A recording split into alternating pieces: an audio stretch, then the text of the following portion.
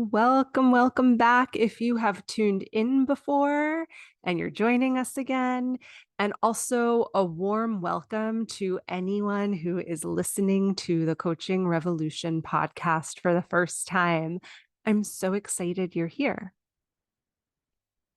This is our last episode right now in our series on resistance and why it's so important for us as practitioners to know about resistance. And to work with resistance. And today's episode is maybe the juiciest of all that we have done because we are discussing resistance archetypes. And not just our clients' resistance archetypes, but also your resistance archetypes. Because, my friend, what I want for you is not only for you to be masterful at supporting your clients through their toughest obstacles, but I also want you to be able to support yourself through your toughest obstacles. And we all have obstacles, right? And I want this for you so that you're more able to show up cleanly with your clients and without your own fears in your client sessions, so that you're more able to take aligned action on the things that are most important to you, like getting your newsletter out there, or doing outreach to prospects, or starting your meditation practice, or hiring your first team member, or clarifying your marketing message. Today's episode will help you determine if you tend to step into the judge resistance archetype when you get scared, or maybe the victim resistance archetype, or the needy one, or the procrastinator, or the spiritual one. And yes, the spiritual one can be a resistance archetype if you use spirituality as a way of holding yourself back. We're going to talk about that. Or maybe for you, your resistance archetype is the flake or another one. So by the end of today's episode, you'll be a lot more clear on the energy pattern that you step into when fear or trigger grips you so hard that you inadvertently step out of your own natural, empowered energy and into your defense mechanisms, because that's really so much what the resistance archetypes are. They are defense mechanisms born out of fear. Through today's episode, you'll also gain a ton of insight into what might be happening for your clients when they are in their fear or their stretchy places and they go into their defense mechanisms. Today's episode is a mini masterclass in human behavior. And my hope is that you'll walk away with a lot more awareness on exactly what's going on for your clients and also for yourself when you get stuck, held up, or distracted from following through on your goals and your desires. Also, before we go any further, as a reminder, we've got a week left until the Navigating Client Resistance Intensive begins, and there is still time to step into this training. And I think the training is both life-changing and will also change how you do your client work forever. In Navigating Client Resistance, we take 4 weeks and 4 live 2-hour deep dive training calls to make sure that you have exactly what you need to support yourself and your clients through procrastination, through stalling, and through all the ways your clients might be inadvertently self-sabotaging the work that the two of you are doing together. If you have ever felt in a client session that a client is being negative or distracted or judgmental or evasive or not in their true power in any way, and if you haven't known what to do about it when a client has shown up in this way, and it's made you feel like you aren't a good practitioner, or like you've done something wrong, or like you're overwhelmed or confused or even upset at your client, then navigating client resistance is the training for you. I hold your hand as I take you step by step by step through the exact processes to move your clients from resistance to empowerment. And through that, you also learn how to be way more empowered in your client sessions. And through that, you also learn how to support yourself through your own resistance. So we start next week. And if you've been stalling, now is a great time to step in. I'll drop that information and link in the show notes. So the resistance archetypes, the judge, the victim, the flake, the needy one, etc., they're sneaky. And honestly, they also become kind of hilarious once you can really see and get to know them. And that's because of how ridiculous they make you act when they are trying to distract you from fear. And the resistance archetypes are often the first layer that needs to be peeled away when you or a client are having trouble doing things like outreach or marketing, or finally putting up a dating profile, or having that tough love conversation with your sister, or finally starting or finishing writing the book, organizing the kitchen, and beyond. Now, if you're wondering what a resistance archetype even is, I give a fuller explanation of what a resistance archetype is in episode 11. And I highly recommend listening to that episode. But for today, in brief, so that we can dive into the psychology and behavior of the different resistance archetypes, I want to give you a quick definition of what a resistance archetype is. So, an archetype is an energy that your client takes on, usually by accident, usually inadvertently. Usually they don't even notice that they've taken on this energy. And it's an energy that they take on. Another way we can say this is a way of acting or being or experiencing a certain situation that is different from their natural way of being, their natural energy. And a resistance archetype in particular is an energy that they step into as a response to fear or a trigger or as a survival strategy.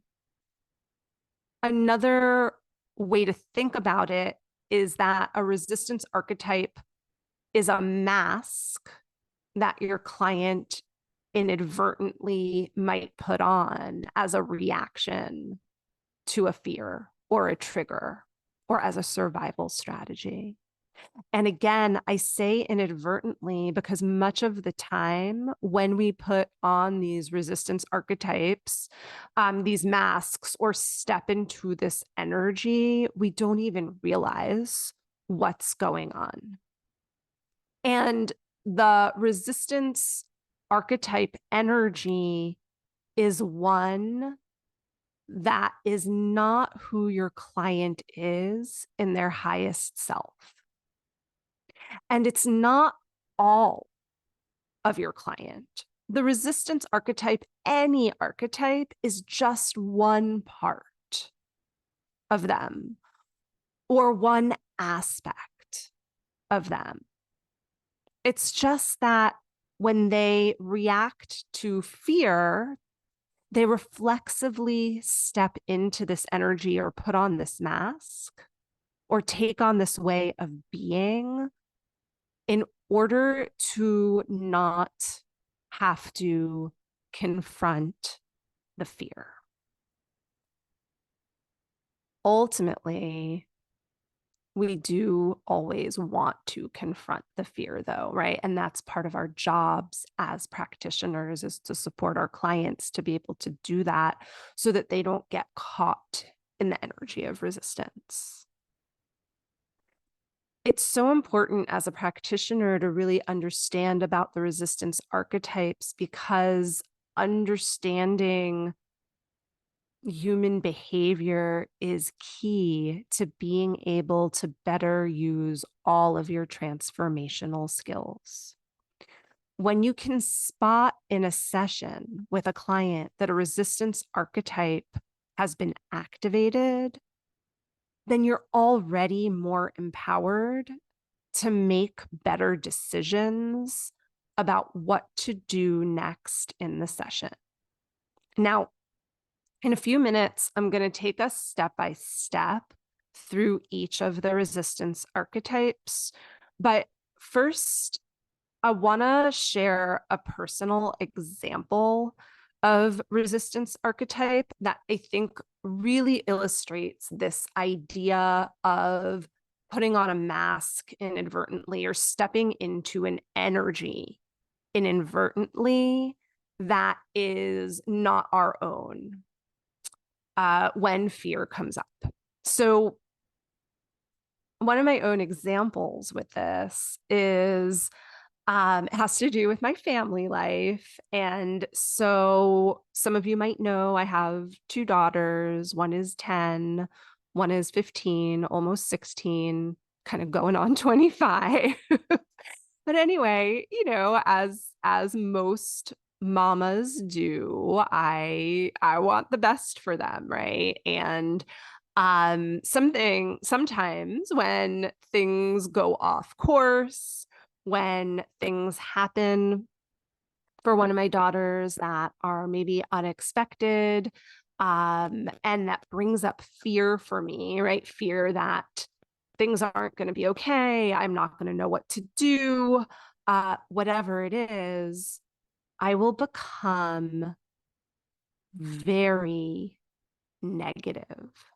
Okay, now it is not my natural energy to be negative, but when a fear for my daughters comes up, somehow, without even realizing it, I step into this vortex of energy where everything seems catastrophic, where everything seems like it's not going to work out and it's just the end for my kids and for me, all of the things, right? I step into the victim resistance archetype.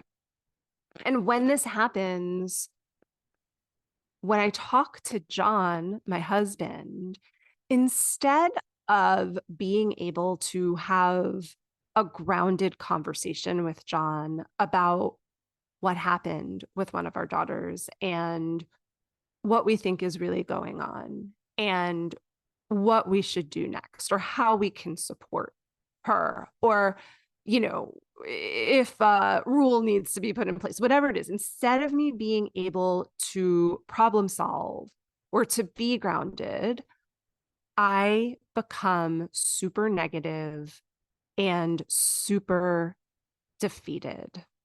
And I will just dump all of that negativity onto poor John. And as I'm doing it, as I'm I am sitting in this victim energy and dumping all of the negativity, I can almost kind of see myself from the outside, and I can almost be like, who is this woman who is talking right now and being so negative and so catastrophic? Make her stop, right? Can't she just stop spewing out all of this defeatist language?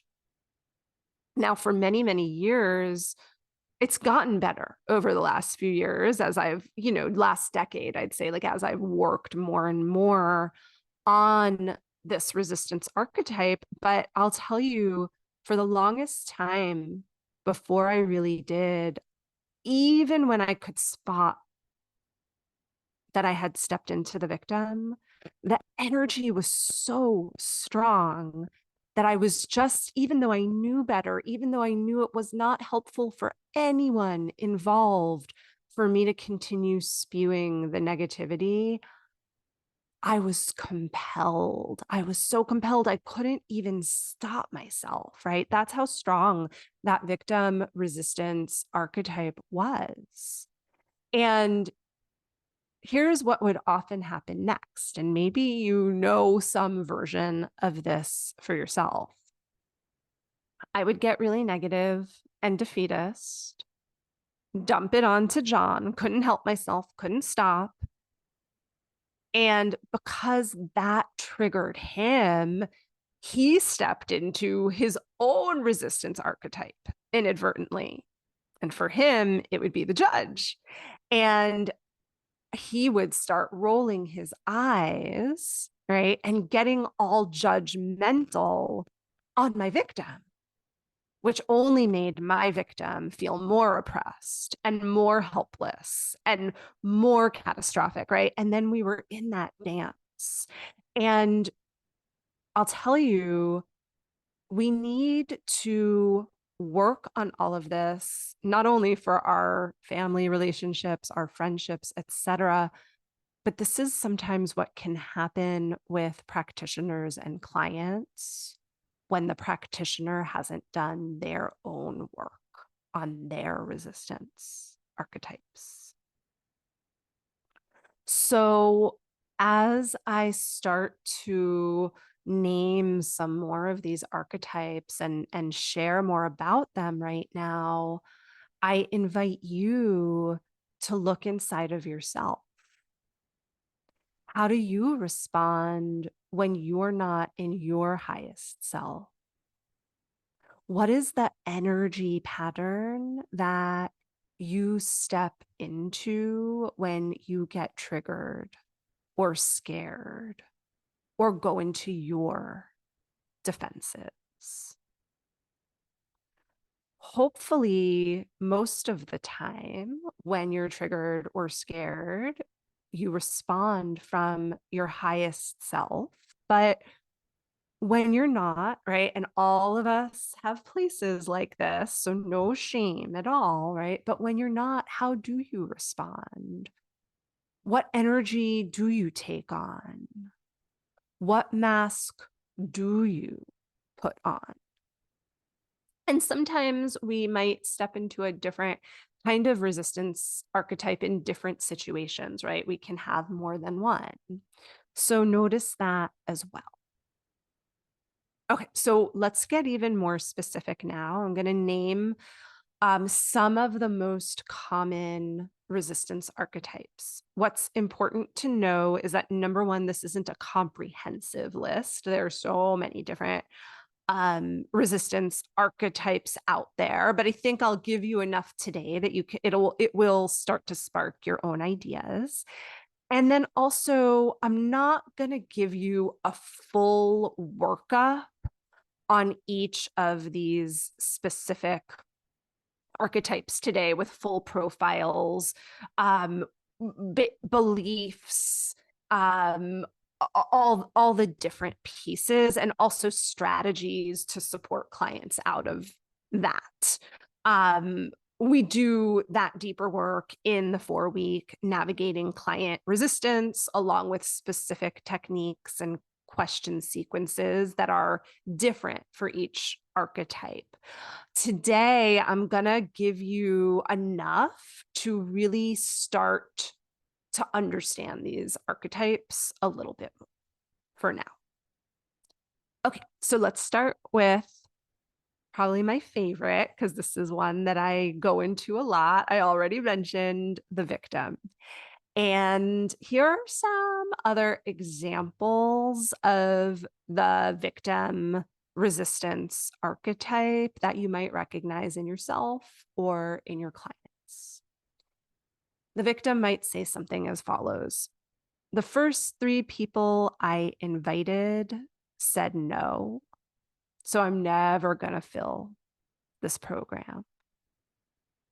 Or here's another example of the victim: I'm just not the kind of person in my family who can do that. Nobody in my family can do that, and we will never be the kind of people who can do that. Here's another example of the victim archetype energy: I just don't have the willpower to stick to that diet. I've never had the willpower. I never will, and I suck, and I will therefore never be able to reach my health goals. Okay, I'm going to give you 2 more examples of the victim. Social media keeps on changing algorithms and it's totally sabotaging me. And so I'm never going to get social media right. And I'm just going to give up even on my business, right?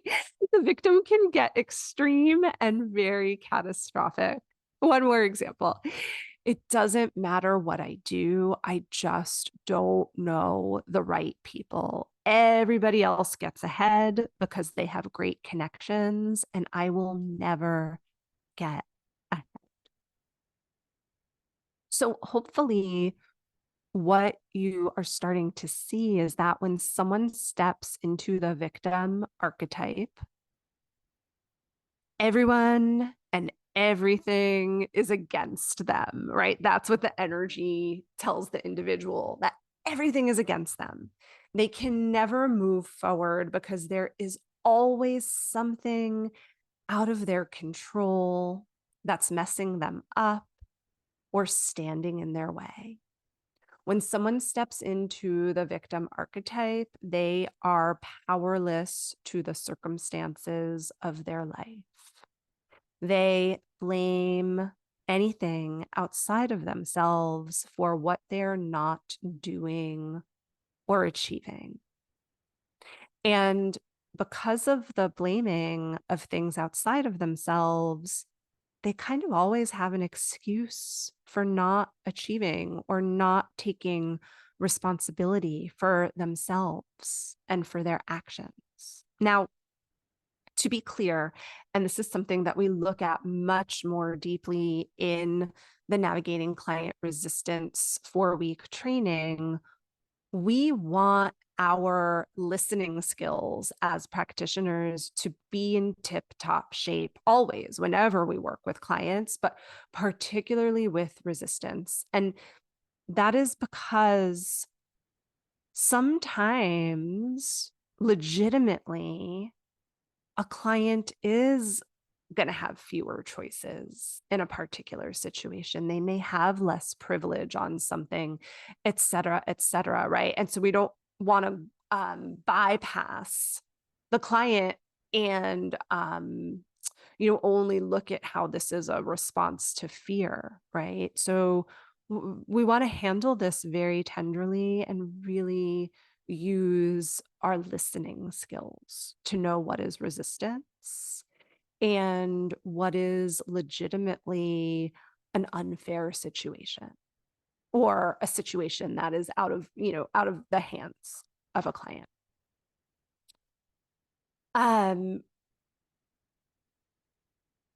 To identify the victim archetype, some of the things that you might notice are excessive excuses or excessive blaming of others without any mention of next steps, or problem solving. You might hear sense of powerlessness whenever a client goes to do something stretchy for themselves, or a resignation that the situation is never going to change for them. Oftentimes, when you hear catastrophic negativity, that can mean that the victim has been activated. Okay, let's talk about the judge. The judge is another very common resistance archetype. And it's related to the victim. In some ways, there can be crossover and intersection because both the judge and the victim are pretty negative. But the main difference is that the judge is more judgy than the victim, whereas the victim is helpless. That archetype, the judge resistance archetype, the primary thing is this sense of criticism. They can, when they step into this energy, they can criticize or be judgmental of themselves, but mostly they are judging other people. Other people are always doing something wrong. So as an example, I'm not going to put a bid on that house that I really want because the realtor is so slimy, right? It's getting in their own, the judgment is getting in their own way. Or I'm not going to do any videos for my business because it's so salesy. Now, again, we want to use our listening skills. Videos might not be the right strategy for that particular client. It might indeed be misaligned, but oftentimes it's that there's a core fear, right? Which happens with all resistance, like maybe of being seen. And instead of befriending that core fear of being seen, it's easier to say, I'm just not going to do videos. They're slimy or salesy. Now, where the judge resistance archetype can get even trickier is when the judge turns on the coach or the practitioner, right? Judges or criticizes the coach or the practitioner. That might sound something like, I couldn't do that because you didn't explain it well enough, or you just didn't pay enough attention to my needs, et cetera, et cetera. So again, instead of being with a core fear that a certain goal or a task or situation brings up and working through that fear, instead, the judge archetype might come up and then move swiftly into judgment as a way of distracting from the fear itself. Now, sometimes the judge is very clear and direct, like the examples I just gave. But other times, the judge is even sneakier, or it feels even more painful in a way, because they won't say clearly, I'm judging you for this right now, but instead, it's almost as if your coaching session ends up with the energy of this judgment and this criticism permeating it. And you feel energetically, because remember, again, those archetypes are energies, right? And you feel that energy of judgment and like seething just coming at you from your client. And if you don't know what to do in those situations, it really doesn't feel good at all. Now, again, to be clear, we always want to use our listening skills, and we always want open conversation if a client is criticizing us, because maybe we, in fact, have done something that's wrong, right? Maybe in fact we have made a misstep. So we do need to check that. But here's the thing.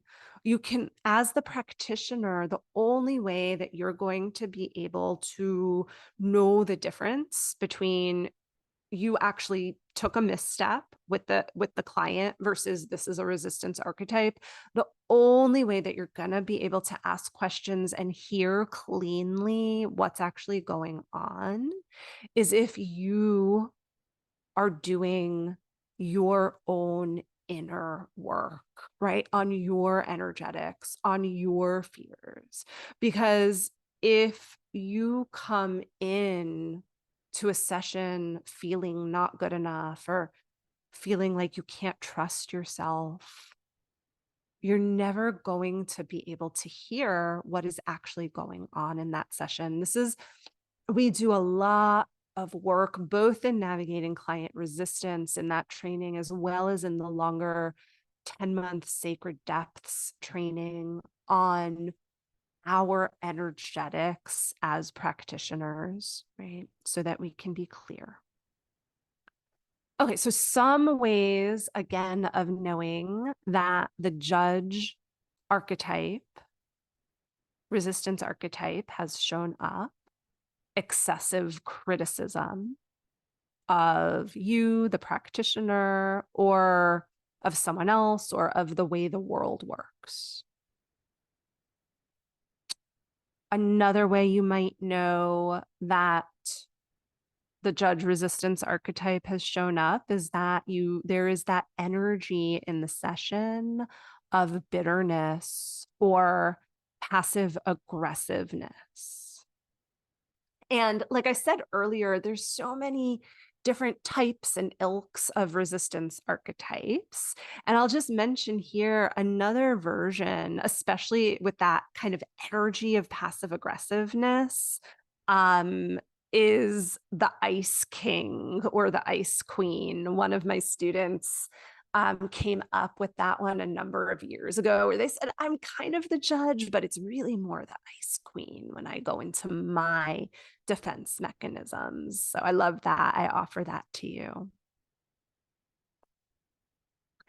Another way that you might know that the judge resistance archetype has shown up is if there is this demand, this passive aggressive demand for perfectionism, either in themselves or in you or in others.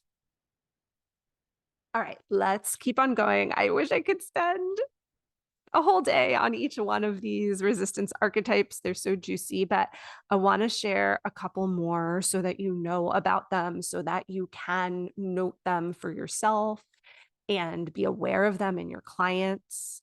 The next one, the next resistance archetype, I call the disconnected one.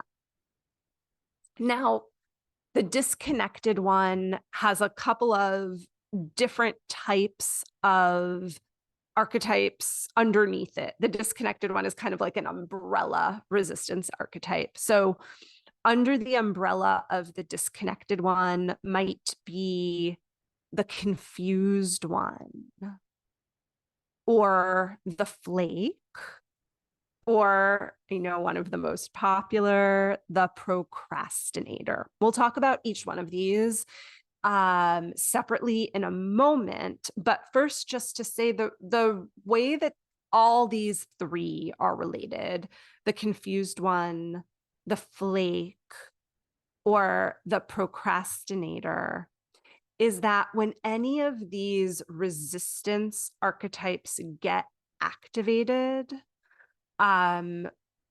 it shows up as disconnecting from the task at hand. So, in other words, the disconnected one in general is one who, when things get tough, when action steps get stretchy, when they get triggered, you can almost feel they're just not, they don't feel connected in anymore, right? Either to the work that you're doing together or to you. maybe it's just almost like you feel like you've lost connection to that client, right? There's a wall that's been put up. The confused one is a version of the disconnected one, but this is a little bit of a different variation. The confused one is someone who, when they're in their power, right, in normal times, they are quite smart. They get things pretty easily. But when they are in fear, when they get triggered, when they are in their defense mechanisms, it's like they just don't get the simplest things. They get confused easily by simple ideas or simple instructions, or they end up very disorganized, or even ditzy in a way. The confused one, when they have a fear of moving forward on something, in order not to confront the fear, they get distracted by not being able to retain simple information or organize simple information in order to move forward. Now, again, as I keep on emphasizing over and over again, we want to always be using our listening skills, because sometimes someone might be legitimately confused or disorganized, right? If you are a practitioner who is, sorry, I just lost the word. If you are a practitioner who is not neurodivergent, but your client is, they may seem disorganized, or you might make the assumption that they're getting confused or disorganized because they're in fear, when really they need a different pace in a session, or they need instructions in a different way, or they need things typed out, etc. Right? So we're just looking generally here in this podcast episode. But again, this is why it's important, if you want to go deeper with all of this, to really get trained. Okay, so that's the confused one. The flake is someone who is normally responsible. They show up to session on time, etc., etc. But when they go into fear, when they maybe things are too stretchy for them, when they get triggered, all of a sudden they become a flake. They maybe forget about sessions. They forget that they even had homework. They show up late. They become MIA for weeks at a time, etc. Right? That's how they disconnect. They go into fear. The procrastinator. I probably don't have to say describe much for this one. We probably all know this one in one way or another. The procrastinator resistance archetype is the one who, when they are scared, have a core fear coming up about a task, like having that hard conversation with their sister, or doing outreach, or putting the dating profile app up. They just put it off. They put it off. They find excuses to do the action later. They end up getting sucked into Netflix for hours at a time, or social media, or all of a sudden, instead of doing the work that they had intended to do, this energy comes over them and they absolutely have to rearrange the utensil drawer in the kitchen, or even take a nap, right?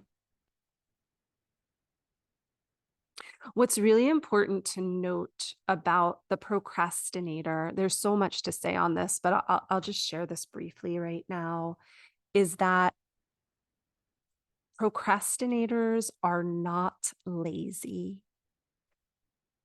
They are judged as lazy. because they put things off and they put things off and they put things off. But the truth about procrastinators is that they are actually over motivated, not under motivated. And because they are so over motivated, because the goal, the action step, the desire means so much to them, because they're probably associating that goal, if they achieve it, with their self-worth. It's actually the fear around all of that that activates that resistance archetype and has them procrastinate. Okay, let's look at a couple of other resistance archetypes. There's the overwhelmed one. The overwhelmed one is one who, when things get stretchy for them, when they get scared, when they get triggered, their defense mechanism, without even realizing it, is to just kind of say, oh, I can't do this. It's too overwhelming, right? A little similar to the confused one, but you just a little bit of a different flavor. Like, oh my gosh, it's so much. I just can't even, I don't even know where to start, right? That's the overwhelmed one. Let's talk about the needy one. This is, again, I mean, all of these can come up with our coaching clients, but this is one that is another tricky one. So the needy one is the person who, when they are in their power, they are very self-sufficient. They can get a lot done on their own. But when they go into fear, their defense mechanism, their way of getting distracted, is that all of a sudden they step into this energy of feeling like they can't do anything on their own. And they constantly need you, the coach, the practitioner, in order to do anything. They need you to hold their hand for every little thing. They constantly ask for more feedback and for more time from you. They send tons of really, really long emails. They use you as a crutch. And for coaches and practitioners who don't know how to navigate client resistance, the reason why the needy one in particular can be tricky is because I know you're in it to serve, you're in it to support. You want to be there for your client, right? And so maybe when your client steps into the needy one and they keep on asking for more and they keep on asking for more, you just keep on giving because you think, well, this is what I need to do to be a great practitioner. But really, what you're doing is supporting your client to be disempowered if they keep on coming to you as a crutch. And then you end up feeling drained, exhausted, and overwhelmed, and maybe even resentful, right? So again, I'm not saying that we don't want to be there for our clients. I am there 110% for my clients. I go above and beyond. I over deliver. I try and be there as much as I can. But that being said, I can recognize when a client has stepped into the resistance archetype of the needy one, and I have a protocol so that I can really support that client to see that they've become disempowered, they've disconnected from their power. And then we look together at how and why that happened, what the core fear is. We work with the fear so that they can move back into a place of knowing that they deserve support and can ask for support, and I will be there for them, but that they feel empowered inside of themselves also to do some things on their own. Okay, This episode is getting longer than I intended it to be. So I'm going to just briefly, as you can see, I get really excited and really passionate about this. I'm going to just briefly share a few others. I promised to talk about the spiritual one. Now, spiritual one has, as with so many of these resistance archetypes, plenty of positives, right? There's so many beautiful things about being spiritual. But when it's used inadvertently as a resistance archetype, you or your client, in reaction to something that is scary, you are avoiding the scary thing by saying that it's not spiritual enough. You avoid doing stretchy things because you say that it's not spiritual enough. So I'll give you a classic example of this, which is I can't raise my rates because it's not spiritual. Right? I'm all about, and it might not be those exact words, right? Or with any of them, like it might be, it's not ethical, it's not the right thing to do, et cetera, et cetera. I can't email my community more than once a week because it's not right. Or another one is, well, I don't want to look at my anger because I'm about love and light. Right? I'm not gonna, anger isn't spiritual enough. So again, it's when spirituality is, or even ethics, are being misused as a way of not growing or taking action steps. As always, as I keep on reinforcing in this episode, it might be that raising rates is not what's aligned for that client, right? But we don't want to just go with that. We want to be able to have some deeper exploration around it. Okay, so many more resistance archetypes I want to share, but I'm going to share one more for today, the teacher. The teacher, the resistance archetype of the teacher is one that can come up usually in group work. So this is the participant in the group who, instead of doing the thing that maybe brings up fear, like being vulnerable or looking deeper inside of themselves or doing an exercise that's stretchy, in order to avoid that, they become the teacher, right? They just start giving everybody else advice, or they try to one up with their wisdom the leader of the group. Now, to be very clear, if you are a group facilitator, you want everybody in the group to be sharing their wisdom. You don't want to be the smartest person in the room. That's not what I'm talking about, right? I love and encourage everyone in a group to share their wisdom. I'm talking about using this as a resistance, a way of avoiding connecting deeper with yourself or even connecting with others in the group by becoming the unsolicited advice giver. Okay, so hopefully you can see that when these resistance archetypes show up for you, it's easy to get stopped in your tracks in the things that you want to be doing and accomplishing. And also, hopefully, you can see that when these resistance archetypes show up for your clients, if you don't know how to navigate resistance in a deeper way, in a somatic way, in a trauma-informed way, it can make for a very uncomfortable session or frustrating session or even a wasted session.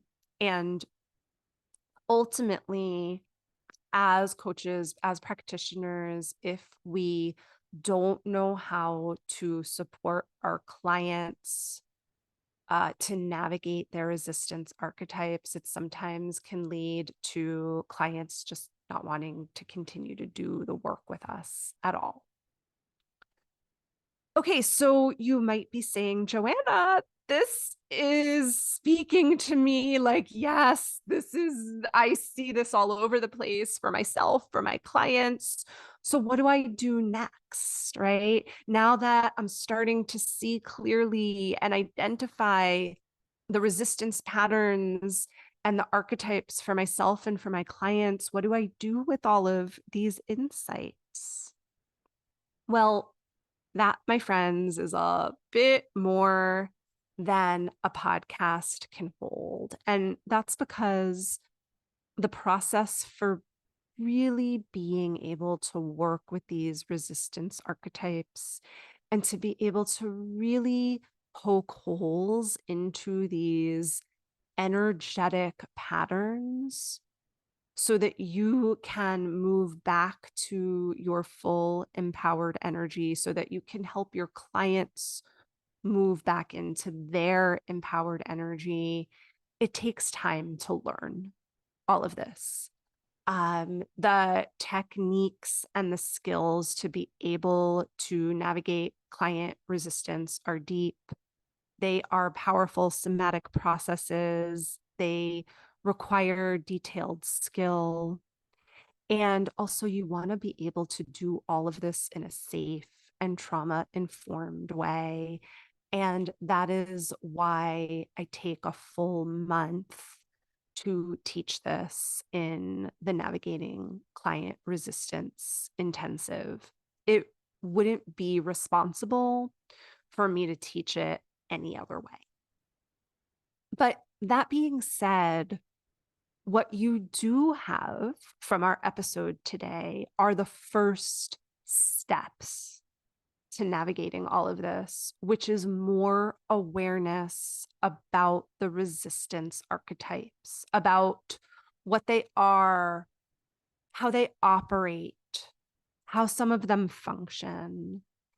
And I cannot underscore what a great first baby step this is to being able to work with resistance.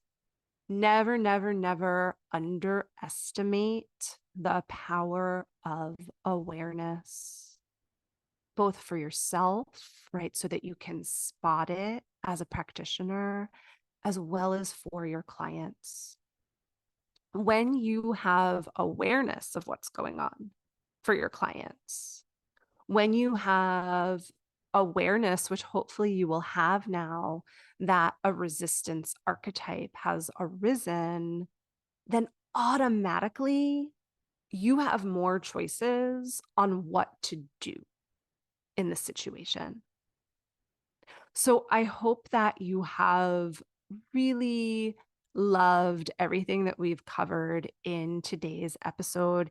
And I'd love to hear from you. I'd love for you to write in or share in our Facebook group, The Coaching Revolution, what your most predominant resistance archetype is, what you're seeing and learning about it, or how do these archetypes show up for your clients and in your client work? Feel free to write in. Let me know what is really resonating for you from today's episode. And I promise you, I will respond personally with some reflections. Also, if you have loved this episode, consider joining us for Navigating Client Resistance. If you've made it this far into this podcast, it might be because this is a topic that could really make a difference for you. So again, I'll drop all of that information into the show notes, as well as what I'll drop in the show notes is a link for a free gift for you. It's an ebook that has written out some descriptions of some of the resistance archetypes that we looked at today. As always, thank you so much for tuning in, for being the kind of practitioner and human who really, really cares about supporting your clients and about evolving yourself. Thank you for being you. If you've loved this episode, please consider giving it a 5-star rating and also sharing it with friends.